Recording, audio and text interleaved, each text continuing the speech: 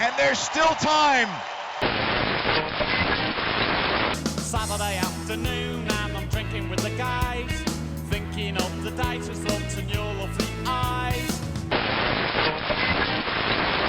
Oh, football is fantastic in the morning.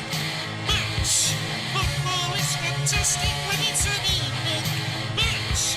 But football is most fantastic when played in the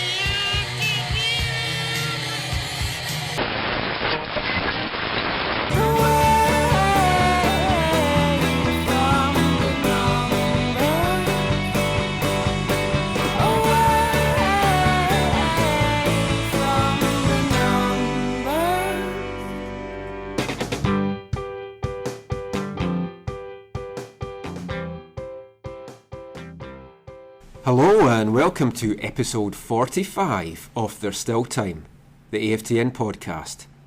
I'm Michael McCall. And I'm Steve Pounder. I'm joined for our first post-game pod of the season by SI.com contributor Liviu Bird. Hi guys, thanks for having me.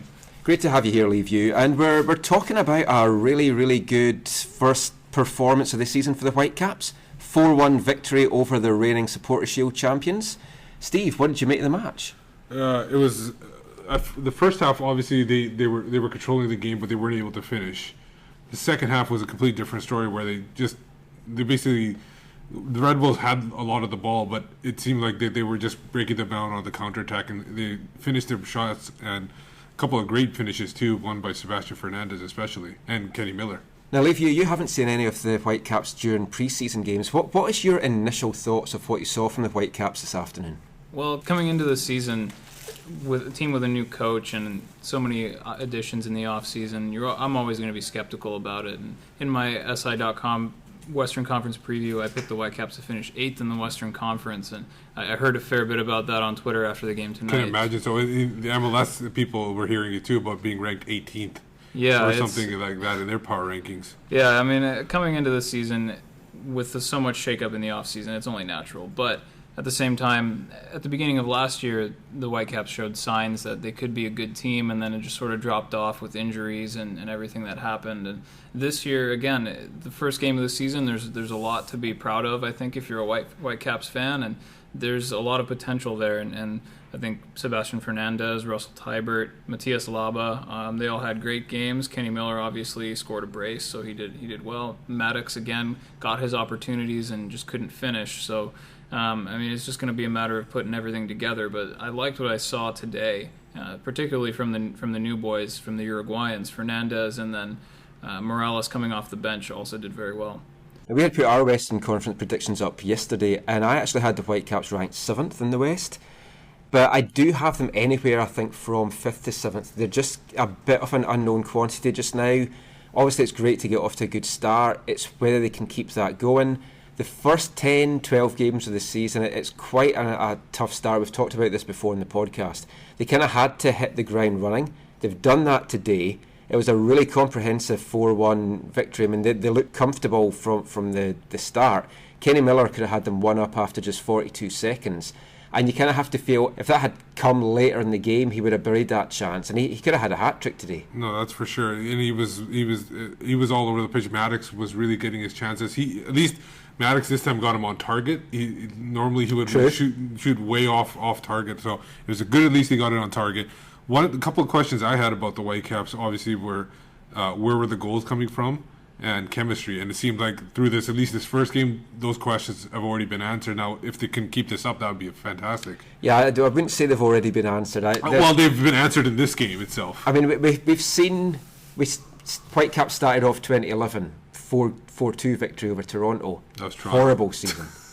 They started 2013 with a victory as well, again over Toronto, and they didn't make the playoffs. So I mean, you can't read too much into the opening day win. I think people really do need to keep their feet on the ground a bit and not put too much pressure on the team.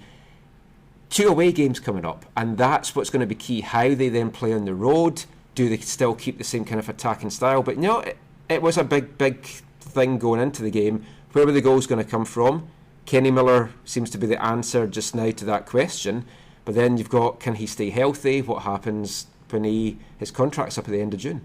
Now, Liviu, a quick question for you. Like, in your opinion, if this is a full-strength Red Bulls team, let's magically say that Henry would have played, right? And Olave is in the lineup, and you got Roy Miller from the beginning of the game. Do you think it's this? Obviously not this far, but do you think the Whitecaps have a better chance, have a good chance of winning this game, or do you think the Red Bulls would have kept it tighter? Yes and no.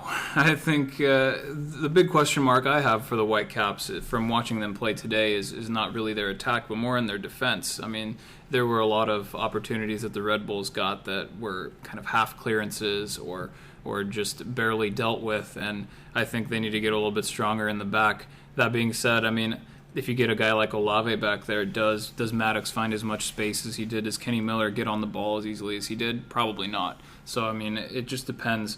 The thing that I look at positively from this game, especially, was the patterns of play. The way, if you look at the Portland Timbers at the beginning of last year, the people who thought that they had potential could see the patterns of play and what could build from that. And it's a similar thing here with the Whitecaps, where you have Sebastian Fernandez, you have Russell Tybert on the wings, you have the guys in the middle causing trouble. And if you can get Morales to the point where he can start and play 90 minutes, shouldn't be a problem because he's not flying all over the world this upcoming week. But if you get him to the point where he can play in midfield and central midfield, I mean, you're looking at a very dangerous team, and the patterns of play in terms of the possession that they were keeping, in terms of the quick combinations on top of the 18-yard box and really being able to penetrate, get behind the Red Bulls back line, I think were the impressive facts of today's game. And there's no reason why that can't continue. It's more about the way that they train, the way that they're coached, and the way that in training sessions they choreograph these things and really see if they can make it consistent and make it into a pattern where it just happens without thinking about it. When you get Fernandez, Mattocks combining on top of the 18 and slipping Darren Mattocks in and getting that great chance from just on top of the 6-yard box, it's stuff like that can continue. Definitely, and I think you saw the Whitecaps getting behind New York so often today, and Mattocks' pace is always going to do that.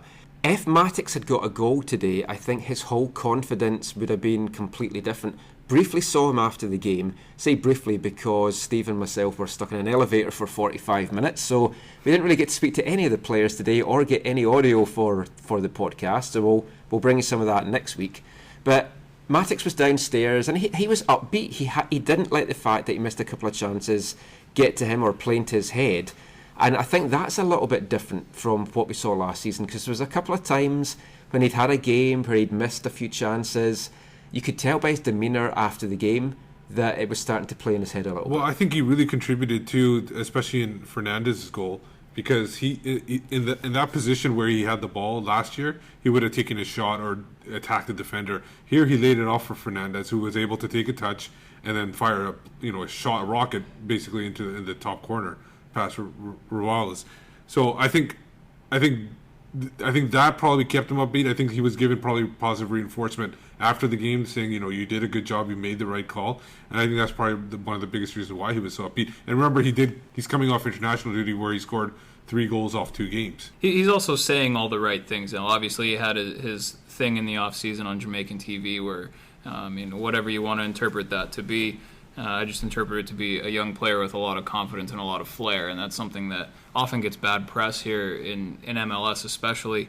I liked it. I liked seeing that from a young player like him, the confidence to say, give me the ball. I want to be the guy. And he's putting that kind of pressure on himself because big players thrive on the big pressure like that. That being said, obviously the way he did it, maybe not spectacular in his decision-making, but if you listen to him after the game, and I didn't get stuck in the elevator, luckily, so I did get a chance to hear him, and he was very upbeat, and he was saying all the right ththings in terms of, I just have to keep working hard, I just have to keep my focus on scoring goals and doing the right things for the team, and it seems like this could be a good growing opportunity for him, both kind of what he went through this offseason and this season in general. He can build on that, he can learn from it, and he can become a more complete, mature player from it.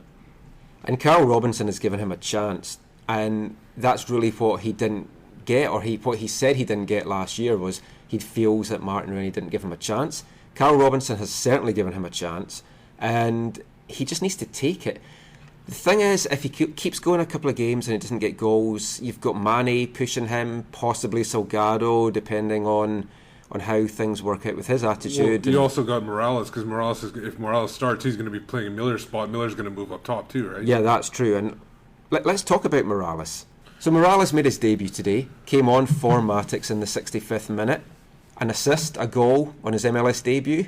Doesn't really get much better than that. No, it doesn't. And I thought he was like, especially he's the one that sent Miller in for his goal, like just basically lobbed it over the back line, got it in there. And he did it one other time for Mosqueda as well. It was just a quick pass, turn around, and he made the ball fly, and it almost got into Mosqueda's pass. Unlucky for him, the defender was in the way.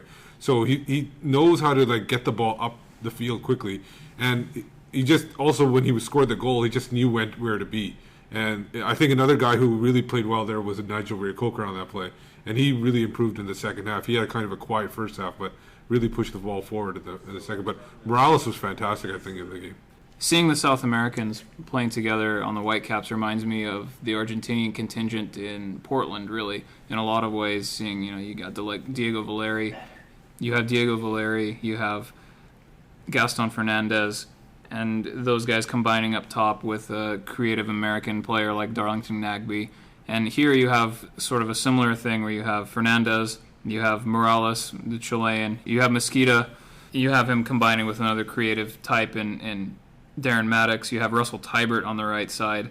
It's going to be really interesting to see in battles between Vancouver and Portland which team kind of wins out that South American battle, so to speak.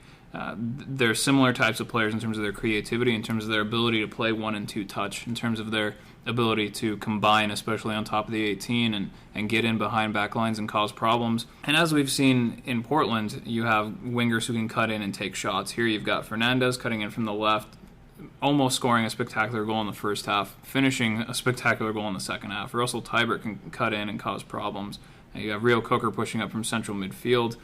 There's just a lot of attacking ability on both of those teams, and I think when you see them playing against one another, it's going to be interesting to see who can win that battle. And I think one guy that really allows them to attack too is a guy like Laba, because he's winning all the balls deep in the midfield near their box and quickly pushing it back up. And those guys have a little bit more freedom because they know this guy is going to be able to win those battles in the midfield. One thing I want to say about the Uruguayans is after the Portmore game down in Portland, Kyle Robinson is trying to encourage them to shoot more. And I think we saw today, not just from Fernandez, but also Tybert, that they were trying some more of the long-range shots, which we didn't see in the pre-season games. They were more kind of passing it around. We didn't see those shots. And, I mean, Fernandez had a couple of really good long-range efforts. It was the one that Robles tipped over in the first half and the one that ended up in the net in the second. And if you're bringing that now into the Whitecaps armoury, last season you had Kofi that was trying to do that, and his shots were so wild. Some of them were on target, some of them were flying over the bar, and you just didn't know where they were going to end up. So again, early days, but I mean that looks more promising, that you've got people that are also now providing a long-range threat.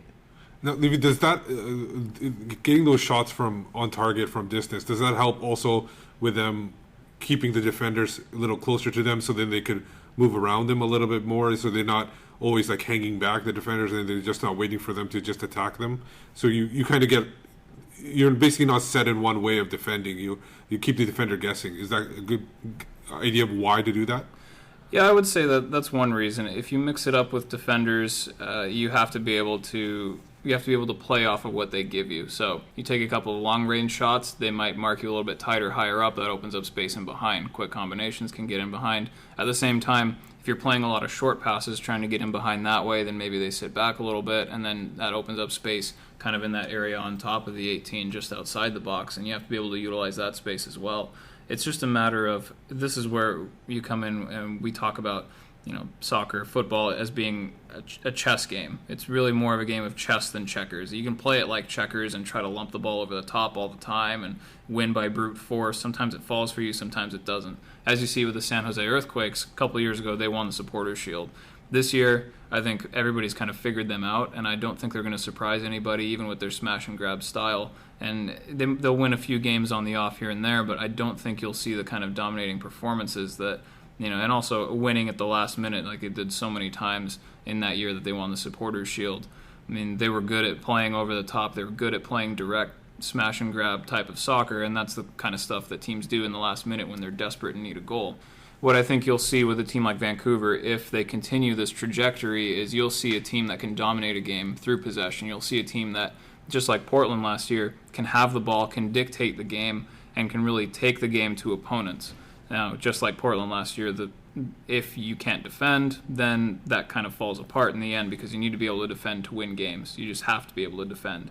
But as long as the Whitecaps can defend, with the way that they've set themselves out in this first game, they do certainly seem to have a lot of attacking ability to create chances on the other end. And if you create a majority of chances, more times than not, you're going to put 1-2 away, and that should be enough to win a game. Last couple of things I want to mention about the game today. Obviously, a lot was made before the game about the replacement ref. There had been issues with him, his fitness in the past, and he was a little bit card happy at times today, and that is a thing. He had sent someone off. Well, he sent 2 people off in one of the games that he'd done before. He hadn't done an MLS match since October 2012.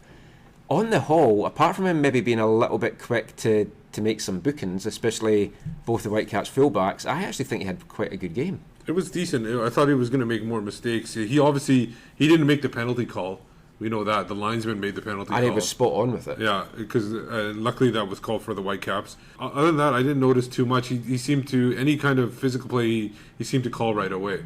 So that was, I guess the refs have been told as well this year that they have to clamp down a lot more on physical play, and especially in the box, if there's any like arms round people and tugging, they're wanting to call those more. Well, I think you did see referee Abi Okulaja, who he was the 2004 MLS Referee of the Year. That was obviously a while ago, and since then he's had his issues. Like you mentioned, he failed a mid-season fitness test and got banned for the rest of the year, one season, and has basically fallen off the map since then in terms of refereeing. But you did see him clamp down quite a bit on the directives that the league wanted to see. The 7th-minute yellow card to Stephen Beitashour was harsh, I thought, but if you look at it, what it was called for was he was impeding a player. He was reaching out, grabbing onto a player's jersey, and keeping him from getting him behind. That's one thing they really wanted to clamp down on. You see the other things. I think Armando's yellow card in the 31st minute was the result of a veteran move by Jay Demerit. I saw him maybe 5 or 10 minutes earlier in the referee's ear about studs up tackles. The next thing that happens, Armando goes in studs up. The foul gets called and he gets booked for it. So I don't think that he had a terrible game. Let's put it this way. Okulaja didn't have any worse of a game than any normal MLS ref would have. And it really seemed like he was clamping down on the directives that the league wanted to see. His fitness was a little bit of an issue. Maybe we were just hypersensitive to it, but he did seem to be behind the play quite a bit. And I would have liked to see a second angle on the penalty replay. It didn't look like there were any cameras on the opposite side to get a better view on just the circumstances surrounding the handball in the box. The assistant referee was in a perfect position to make the call, so there's no reason to think that he would have made a mistake, but it also would have been nice to see a second angle on that after the fact. The one thing I saw about the penalty call, I don't know, we're not sure where he hit him, but Eckersley essentially put up his hands when the shot came in. I think that if anything, it gave it kind of a sense that he was trying to reach for the ball or something, whether it hit him somewhere on the chest or in the stomach, I don't know, but definitely, you're right. It would have been nice to see a different angle. It definitely hit him in the hand. There's no doubt about that. It's just a matter of, again, just foot the ball, exactly. Foot the hand, or one hand to foot. Yeah, exactly. Just the ruling, the exact wording of however you want to do the laws of the game. Was it hand to ball, ball to hand? Was it an unnatural position? All the things that we've been told to look out for these days. I mean, it would have been nice to see a second angle on that. But again, the referees don't get a second look at it. The AR called it in real time. He called it as quickly as he could. And there's no reason to think that he didn't make the correct call. Now, I'd seen 2 games today. The Whitecaps won, the Seattle one. The ref in the Seattle game as well, he seemed to have a good game. I didn't have any issues with that. This is a chance for these guys to go out and perform and to show what they've got, because they could get contracts out of this.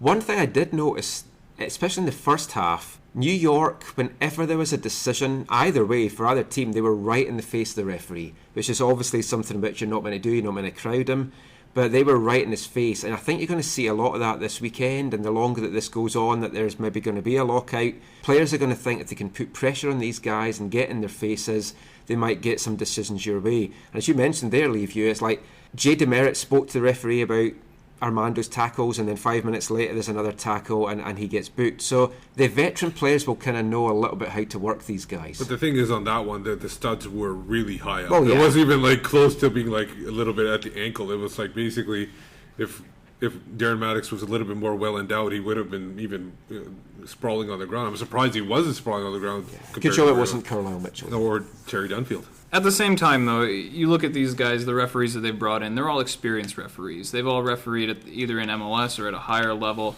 The referee in the Sporting KC Seattle game, Alan Kelly, was a FIFA-certified referee from Ireland. In the last year, he did Champions League games involving Bayern Munich. So, I mean, it's not like these guys are just pulling in off the street and saying, here's a whistle, go have fun.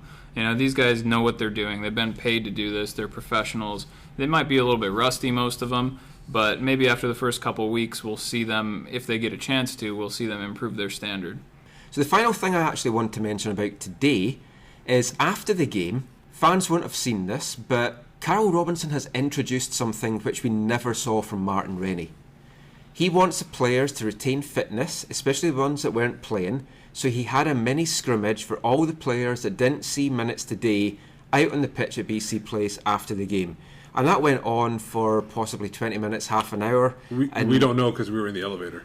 We just saw the tail end of it. I'm kind of guessing it went on for about that. But, I mean, it was a fast-paced game, and it was like a half pitch that they were playing. But, I mean, that's good. He's just introducing all these new things to kind of keep all the players involved in game day, to keep them all fit, to keep them all sharp. And I'm looking forward to seeing how this works. Well, this is a good thing because, look, Sunday they get a day off, obviously.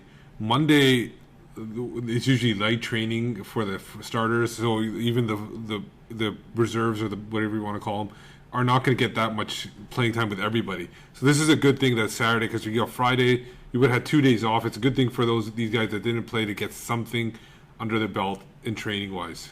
When I was in college, we did this a lot where we would have a game it was usually the next day. The night of the match, if you didn't play a lot of minutes, you might do some sprints, you might get some fitness work in, depending on the point of the season and how everybody's feeling. The next morning in training, we would usually break off. The starters would do something very light, and then the reserves who didn't play, and I was usually in that group because despite playing college soccer, I wasn't ever that great of a player.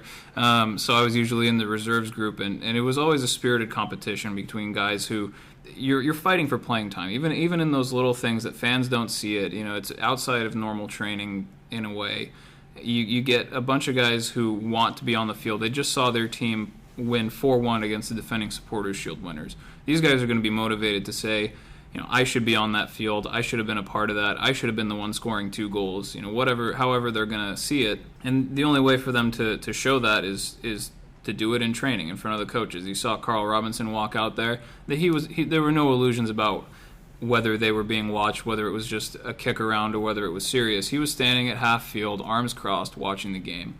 I mean, these are opportunities for those players. For an Omar Salgado who's been out and hasn't really had an opportunity, this is a chance for him to show the coach that, yes, I can play, yes, I am ready, you better put me on the field. And that's really what these games are about. And at the same time, like you say, it is about maintaining fitness. So maybe the losing team, they'll play a 2-minute game. The losing team has to run a certain number of sprints. They'll play another 2-minute game. The losing team has to run a certain number of sprints. And that's just kind of, it instills a sense of competition. And instills, I mean, you already have a sense of competition if you're at this level, but it instills a constant sense of competition that you're always fighting for your spot. You're always fighting to stay on the field or to get on the field. Definitely, and like I say, it's something we haven't seen here before in Vancouver, so let's see how that works as the season goes on. Now we're just going to finish the podcast with just a little bit of a quick chat about how we see the MLS Western Conference shaping up. So the Western Conference is going to be tight again, no getting away from that. We did our preview on AFTN yesterday where Steve and myself both had LA Galaxy as winning the West. I actually had them winning the MLS Cup as well. Steve, you went for?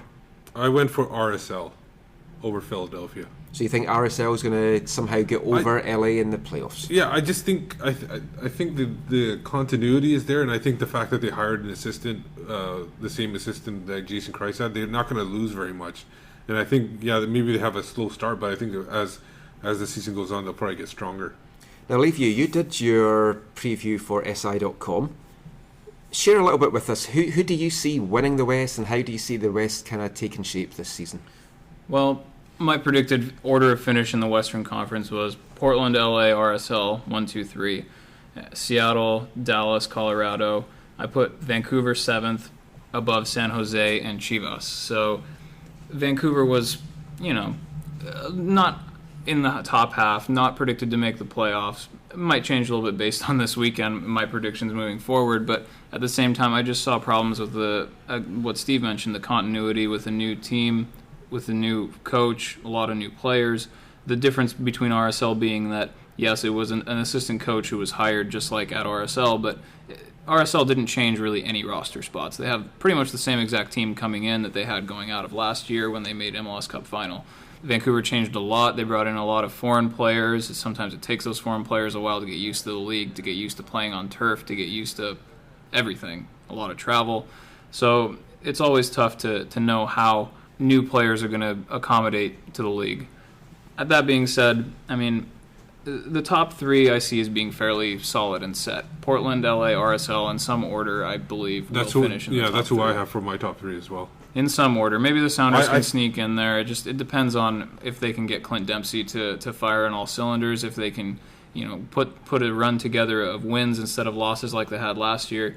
Showed some good potential today. They won in the 94th minute on just a scramble in the box, essentially, but the game with Kansas City was always going to be scrappy just because that's how those two teams play.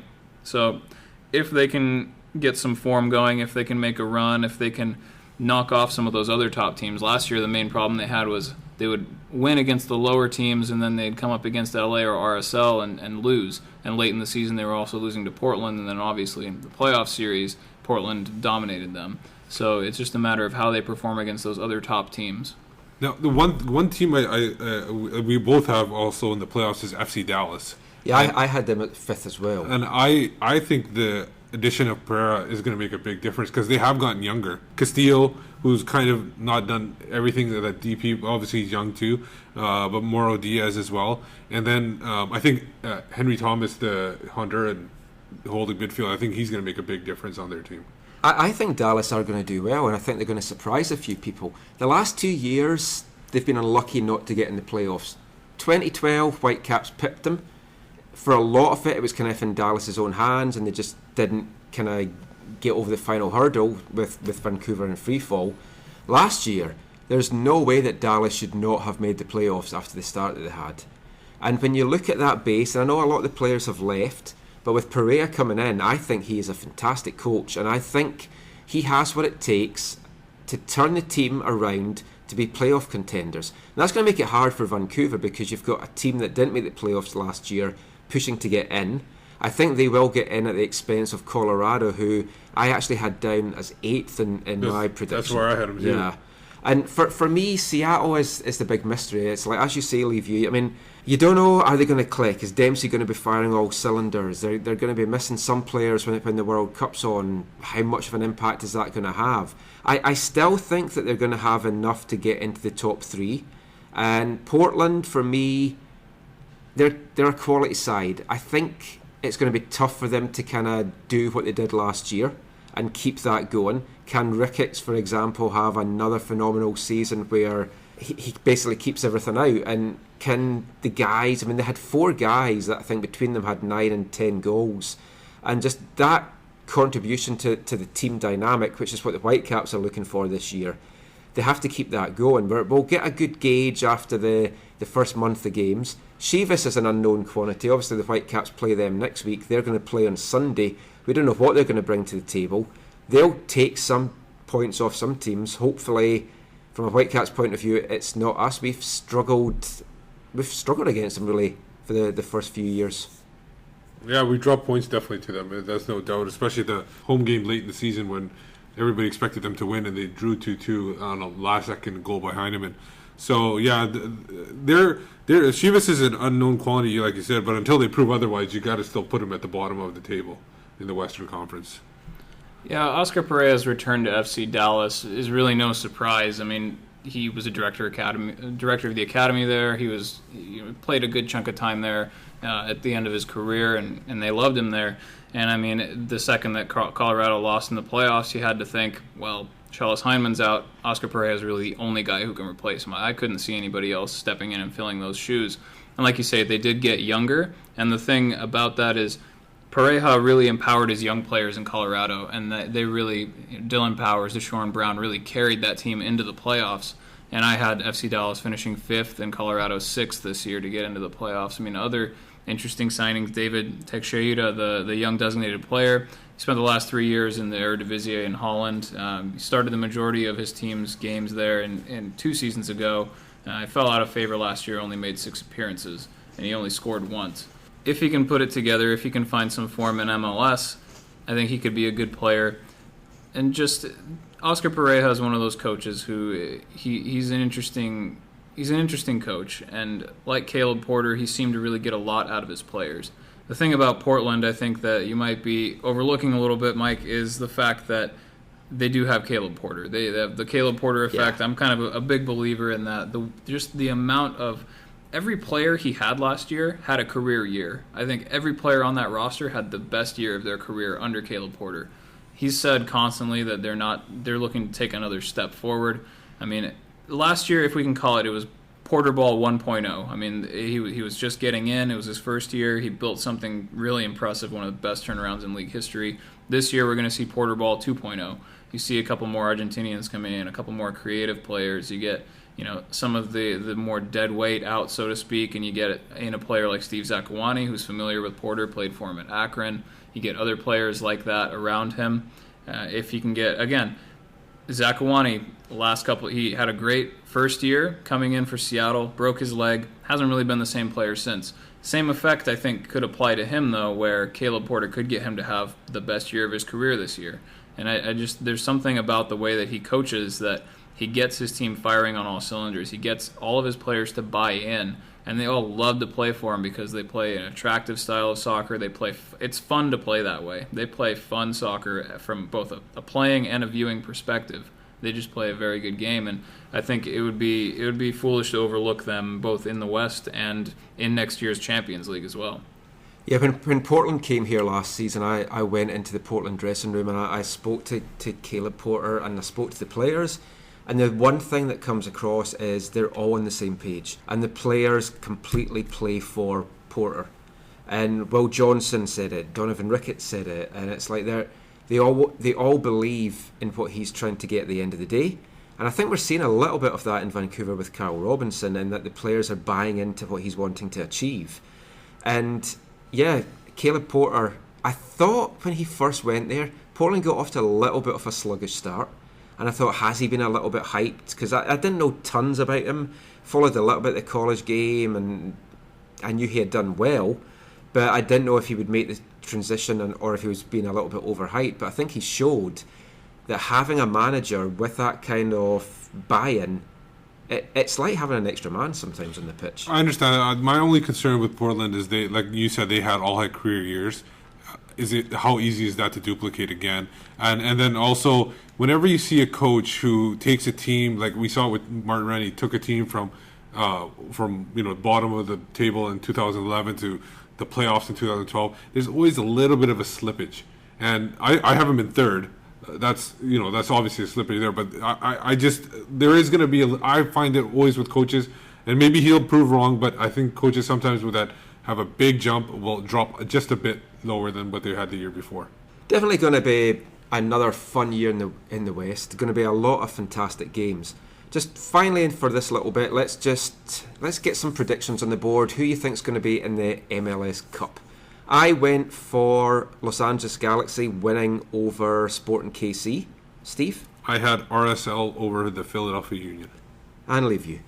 I've got Portland winning over New York. I think this is the year New York finally makes a deep run into the playoffs. Last year, obviously, they got their silverware in the Supporters' Shield and then didn't make a deep run into the playoffs. This year, I think they might be able to put it together. And then Portland, like I said, I'm just a big believer in what they have going on there. And I think Caleb Porter is going to find a way to I didn't really feel like that team reached its ceiling last year. I feel like they got very close to doing something special without ever really reaching the top of their game. And I don't think that usually, Steve, you're right, usually there is a bit of a drop-off from teams that have great first seasons under a coach. I don't think that they're done building yet. I don't think that we saw them at 100% yet. And I'm excited to see it because I think we will see a winning team that wins, like I said, not only MLS Cup, but I think they could make a deep run into the Champions League like RSL did in 2011.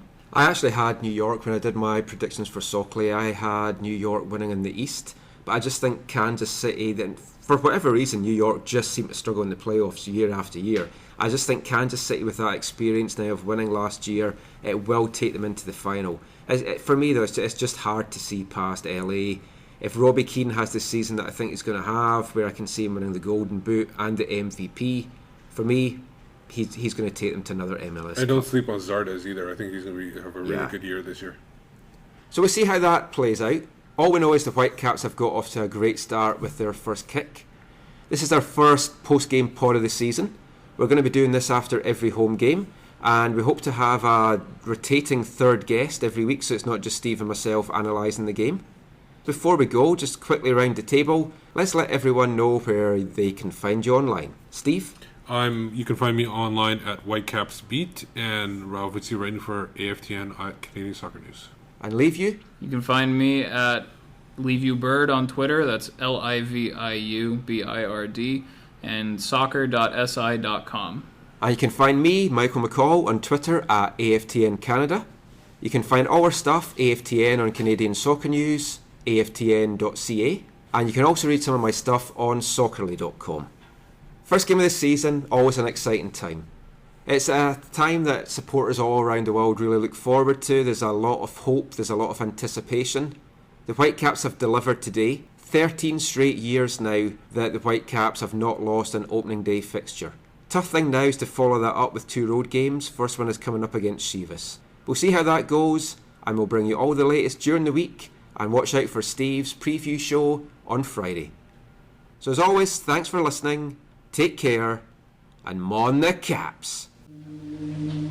One day I shall come back. Yes, I shall come back. Until then, there must be no regrets, no tears, no anxieties. Just go forward in all your beliefs and prove to me that I am not mistaken in mine.